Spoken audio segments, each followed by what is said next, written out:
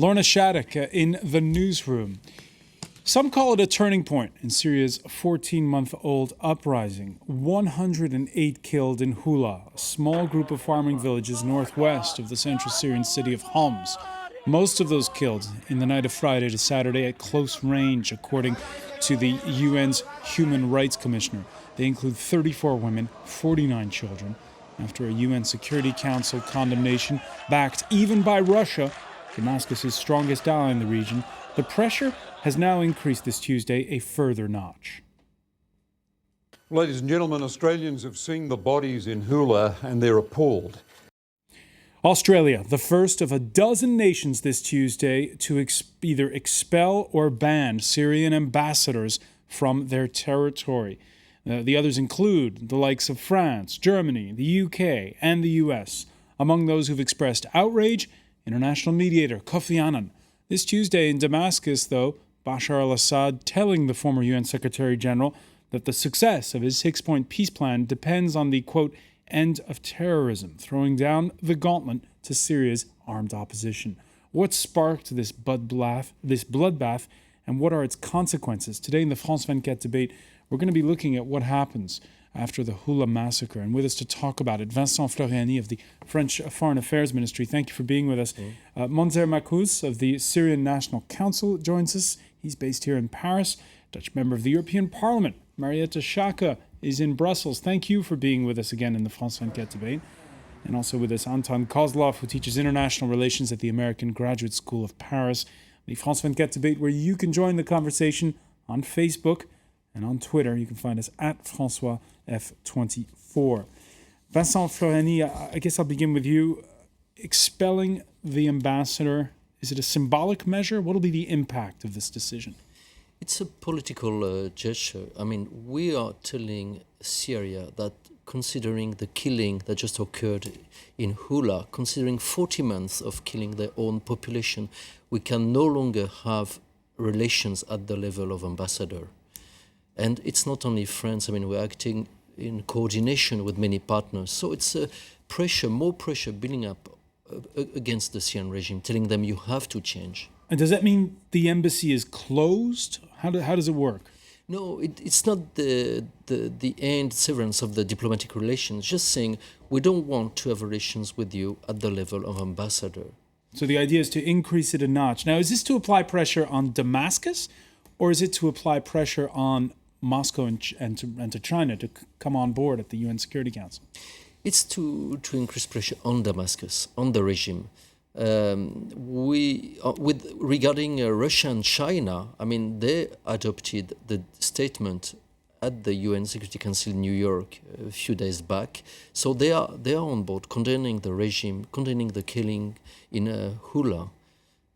We are going to meet with the Russian president on 1st of June in Paris, and we'll continue dialogue with our Russian partners on Syria. Marietta Schaake, you've been with us in the past to discuss sanctions and how they've increased the pressure. Your reaction to this move, you heard Vincent Floriani say this doesn't mean the severing of ties, but obviously they're very poor these days between European nations and Damascus. Yes, they are. And all I can say is that I hope that this will finally be the breaking point that we've all been waiting for, to really see a joint international mobilization to end the violence against innocent civilians, including children, which we've seen in the most horrific ways this weekend. And I hope that Russia will finally come on board and see that its interest in the region do not lie with Assad. So I can only say that I hope that this will be a breaking point. And in terms of what we saw today, in the diplomatic relations, I do think it would have been better if it would have been a joint and coordinated EU response. It seemed more like sort of a domino effect, countries following each other. So I hope that this is coordinated and that there's a plan behind it, because there's also a reason to have diplomats on the ground, for example, to ensure that humanitarian aid is distributed, that information keeps flowing, and that citizens have a place to go. To have diplomats on the ground, for example, from EU member states in Damascus, also serves an important function.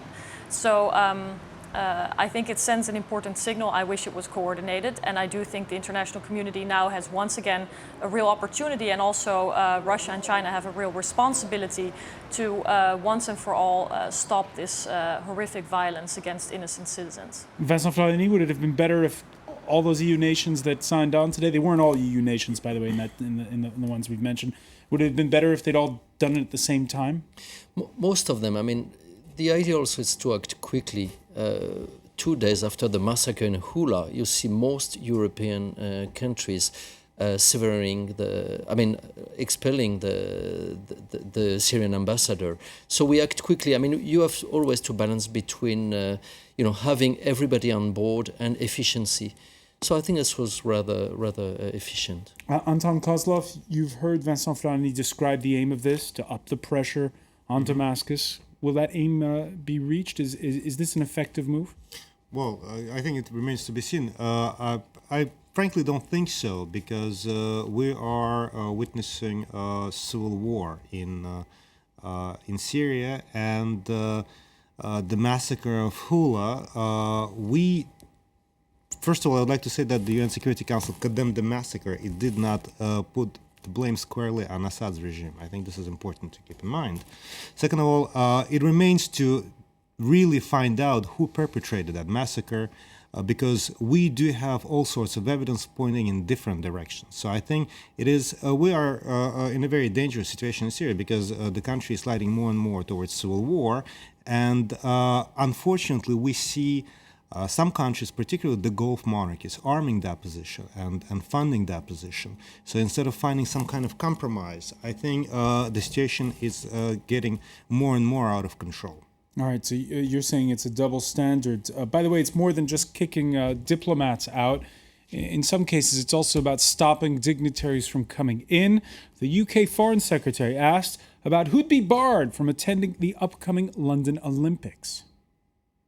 We're not going to give a running commentary on individuals as we go along, but even during the Olympics, we retain in the UK our sovereign right to decide who comes inside our borders. Again, Monzer Marcus, when you look at these measures, do they appear to you as symbolic? Yes, it looks mainly it is symbolic, but it's something advanced in the position of Western state.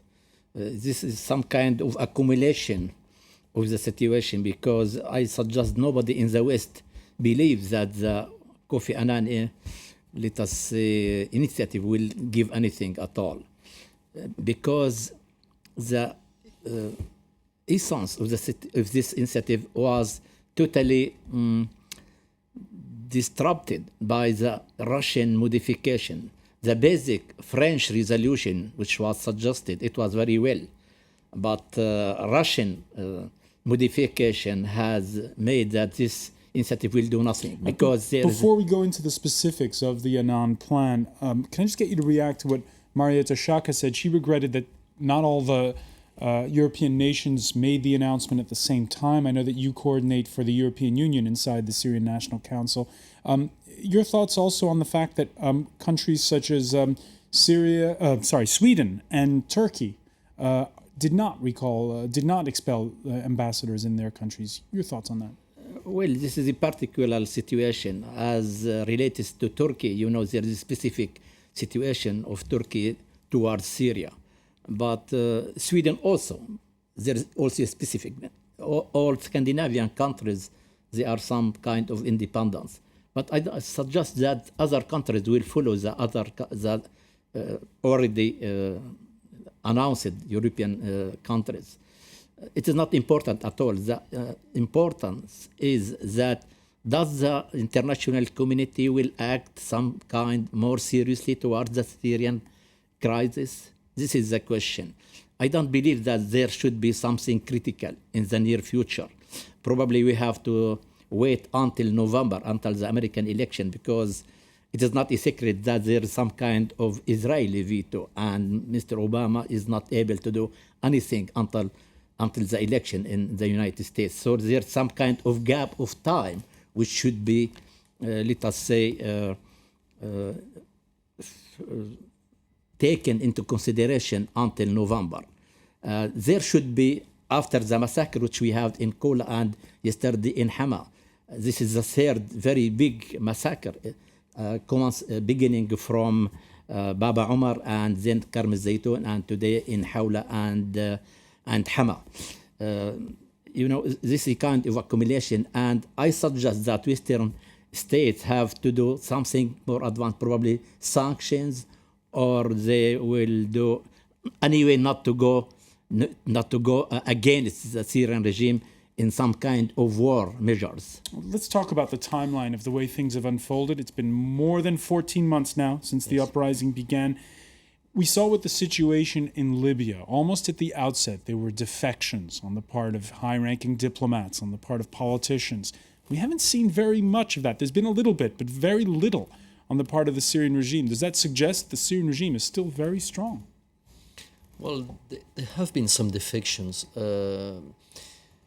The regime is threatening the families of high-level people, and that's why they are afraid to defect. So it's very difficult. They don't want to have their family killed because they would defect. So that explains that we don't see as many or as quickly people defecting that what we saw in Libya.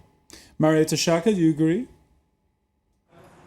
Well, I think the culture of fear and the level of threats and violence are very, very serious, and I think that plays a role in the amount of defections. We have a lot of accounts of people on the ground who say that parts of the military, some people decided to split off and were just shot point blank on the spot. I also wanted to respond to the notion that maybe the United States was not going to be as involved because of the election year. Let's look at Europe too. Let's see at what we can do to increase the pressure and to stop the violence. Russia was mentioned, and the supply of weapons, of course, is very much a concern to us under these circumstances. And unfortunately, we've seen reports of ships coming through EU waters, docking in Cyprus, for example, and then ending up with notifications of weapon transportations and ending up in Syria. That's very, very harmful for the EU's credibility and the efficiency in actually monitoring its own sanctions. I think that's a point for improvement and serious scrutiny. I think the EU should work more intensely with Turkey also to provide humanitarian assistance, because while the violence continues, scores of people are forced to flee. And the capacity there, but also in Lebanon, can really use some help. And through these networks of people who have fled, we can also try to increase the capacity and the coherence and the organization between different fractions of the Syrian opposition, because that remains a point of concern. It's important that they start thinking about the time after Assad and they start working together instead of being as divided as we've seen so far. That's another important difference with Libya, since you mentioned this comparison. So you're calling on the EU to have a more concerted policy. Marietta, whose job is it inside of the EU to really pick up the mantle here and to take charge? Well, there's different responsibilities. I think, as I mentioned in relation to the actions by diplomats today, or different member states expelling Syrian diplomats, that this seemed a little bit ad hoc, a little bit improvised, which of course you can say this leads to swiftness and flexibility. On the other hand, to operate in a coordinated manner where some decisions might be made on who takes the lead, which countries go first, what kind of statement is made on behalf of the entire European Union, may have much more of a strong impact. So I'm very much in favor of the EU playing a strategic role on the global stage. But who inside the EU? Who? Is it the European European Council? Is it the heads of foreign relations? She can take the lead, and it's up to the capitals of the member states to understand the seriousness of the situation in Syria and to also see the added value of a joint EU stance on a number of issues. I would also, for example, be in favor of an increased dialogue with Russia now that there seems to be an opening. And I don't think it would help if it would be individual member states doing this, but it should really be on behalf of the entire European Union. The EU should start acting as a global player more strategically and actually leverage our weight economically. We shouldn't forget that the EU is still Syria's biggest trading partner. And it really matters, and it's something we can leverage, but also to put our political weight behind the the solving of this horrible situation in Syria. And we really must join efforts here to make the difference. All right. On Twitter, by the way, we have a question from, and the focus there seems to be more on the UN Security Council. Babs asking, is the Security Council waiting too long to protect the citizens in Syria? Anton Kozlov, what's the answer to that question? You mentioned earlier how the resolution that was unanimously approved over the weekend didn't point a finger at any one party. Well, I think if we're talking about protecting citizens of Syria, we have to keep in mind that everybody who lives in Syria and has a Syrian passport is a citizen of Syria. So it's not just people who are being massacred by one side or the other. I would like to say so. This question is put wrongly. The question should be how to stop violence in Syria precisely, and what are the possibilities to stop the ongoing conflict and civil war. Because should Russia then stop sending weapons? Well, look, Russia should stop sending weapons just as Qatar and Saudi Arabia should stop financing those armed opposition groups. Yes, that might be one possibility, but I don't think it will happen because, as we know, the friends of Syria certainly will not stop financing those groups, and the influx of weapons, the influx of money, and the influx also of fighters who come to Syria to fight Assad's regime. So I think it is a complex situation, and certainly the international community, the EU, the US should take a much more active role, but this role should be constructive. It should not be pushing Syria towards a more and more violent conflict, because that's precisely what's taking place today. Is that a fair point, Vincent Fleury, that it should be both sides that should ease off on weapons? Well, you remember how it started. Peaceful demonstration in Syria and the regime starting shooting at demonstrators. The regime saying that the opposition are terrorists. And people now, they are demonstrating with the banner saying, we are not terrorists. They're peaceful people, most of them.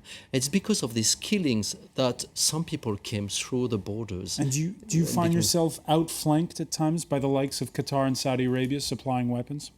Well, we decided we don't want to supply weapons to the opposition. We want a peaceful political transition. That's why we are supporting Kofi Annan. Kofi Annan plan is on the table. It should have started with the Syrian regime removing their troops, removing the heavy weapons from the cities. All right, so the onus definitely on Damascus. We're going to pick up on that point when we continue. This is the France 24 debate.